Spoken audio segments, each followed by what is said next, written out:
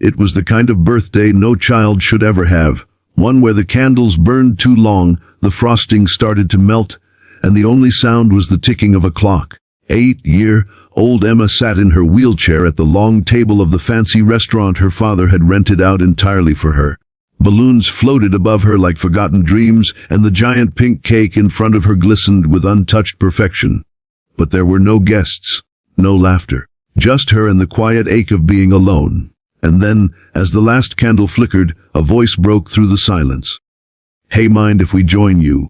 The man stood at the edge of the room, his son beside him holding a small paper-wrapped present. The father looked a little nervous, the kind of nervous that comes from not belonging in such a fancy place. But the kindness in his eyes was unmistakable. Emma looked up, startled. Her father, Richard Grant, one of the city's most powerful CEOs, wasn't there. He'd been called away for an urgent meeting. She didn't even know these people. But something in the boy's shy smile and the warmth in the man's tone made her nod. And that single moment changed everything. The restaurant had been reserved for 20 people. Richard Grant wanted to give his daughter the best birthday, a custom cake, professional photographer, designer decorations, and imported roses. But money couldn't buy what Emma wanted most: someone to stay. After the car accident that had paralyzed her 2 years ago, her world had shrunk to hospital rooms, therapy sessions, and empty promises. Her mother had left soon after the diagnosis, unable to handle the guilt. Her father buried himself in work, building his empire higher and higher, as if he could stack success high enough to escape the pain. Now, the empty chairs stared back at Emma like ghosts of what should have been.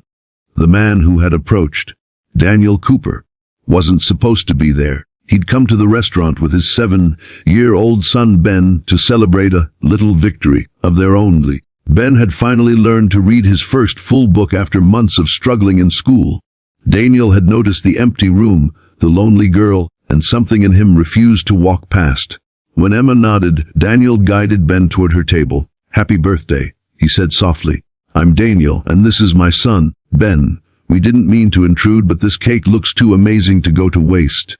Emma gave a small, shy laugh, the first genuine sound of happiness in weeks. "You're not intruding," she whispered. "You're saving my birthday." Ben climbed into the chair across from her and grinned. "Do you like chocolate? 'Cause that's my favorite." And just like that, the loneliness began to fade. Daniel didn't know who she was. He didn't know she was the daughter of a man whose face was on business magazines and billboards. All he saw was a little girl who needed company. He helped her cut the cake, told silly jokes, and even sang off-key when Ben insisted on a second round of the birthday song. For the first time in years, Emma felt like a normal kid. By the time Richard returned, his phone still glued to his ear. The sight that met him stopped him cold. His daughter was laughing, not politely smiling for the camera, not pretending for him, but truly, freely laughing. The man who had made her laugh looked out of place in his worn jacket and scuffed shoes. Richard felt a flash of irritation, then confusion. "What's going on here?" he asked, his voice sharper than intended. Emma froze. Ben looked down. Daniel stood slowly, realizing who this must be. "I'm sorry," Daniel said quickly. "We saw your daughter alone and—" Richard's glare cut him off. "You thought you'd just walk into a private event." Emma's small voice trembled. "Daddy, please," he was just being nice, but Richard was too blinded by embarrassment. The CEO in him saw intrusion, not kindness. Daniel didn't argue, he just took Ben's hand. Before leaving, he turned back. "Sir, sometimes what your daughter needs isn't what money can buy." The words lingered in the air long after the door closed. That night, Emma didn't touch her gifts. She just stared at the uneaten slice of cake, remembering the laughter, the warmth, the simple joy of having someone stay. Her father tried to apologize, but the truth was, he didn't know how to talk to her anymore. They lived in the same house but in different worlds. His built of meetings and deadlines, hers built of quiet pain. The next morning, something inside Richard shifted. Maybe it was the look in Emma's eyes, or maybe Daniel's words finally broke through the wall he'd built. Either way, he found himself searching for the man and his son. It wasn't easy. Daniel worked as a mechanic in a small garage on the outskirts of town. When Richard arrived, still in his tailored suit, the contrast between them couldn't have been starker. "I came to thank you," Richard said awkwardly, "and to apologize. I was wrong." Daniel wiped the grease from his hands and nodded slowly. You don't owe me that. Just spend time with her. That's what she really wants. Richard hesitated, then asked, would you and your son come over?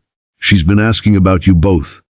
The next weekend, Daniel and Ben visited the Grant mansion. The boys played board games while Richard watched from the corner, realizing how easy it looked, how laughter could fill rooms that had been silent for too long. As days turned into weeks, the visits became routine. Daniel helped Emma with her wheelchair exercises, and Ben treated her like any other kid, racing her through the garden paths and telling her school stories. Slowly, she regained not just her smile but her spirit, and Richard, he began learning how to be a father again. Not by buying more, but by being there more. He started leaving work early, showing up for therapy sessions, even baking disastrous cupcakes with Emma on Sunday afternoons. Months later, when Emma's next birthday came around, the celebration looked different. No grand ballroom, no camera crew, just a backyard full of laughter, balloons, and people who truly cared. Dale and Ben were there too, of course, now part of their small but precious circle. When it came time to blow out the candles, Emma looked at her dad and smiled. Can we invite everyone, Daddy? Not just the important people, everyone? Richard nodded, eyes glistening. From now on, kiddo, you decide who's important. The wind carried the sound of cheers as she blew out the candles, her laughter mixing with theirs. Because sometimes, the smallest act of kindness from a stranger can heal what years of love couldn't fix. And sometimes, the richest man in the room is the one who finally learns what truly matters. And as the camera fades on the image of Emma's bright face surrounded by friends, the lesson lingers: you don't need millions to make someone's world brighter. You just need to care enough to sit down and stay.